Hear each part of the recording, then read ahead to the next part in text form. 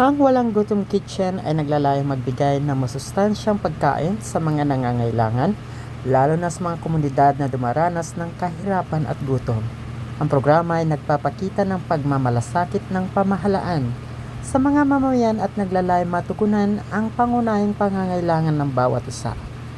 Bagamat nakakatanggap ng positibong komento, ang programa ay nakaharap din sa mga kritisismo, lalo na sa mga DDS.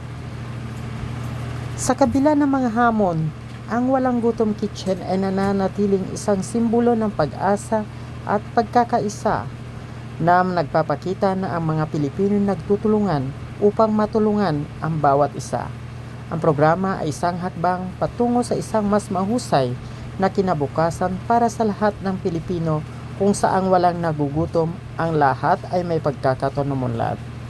Ang programa ay nagsisilbing isang panawagan sa lahat na magkaisa sa paghahanap ng mga solusyon sa problema ng gutom.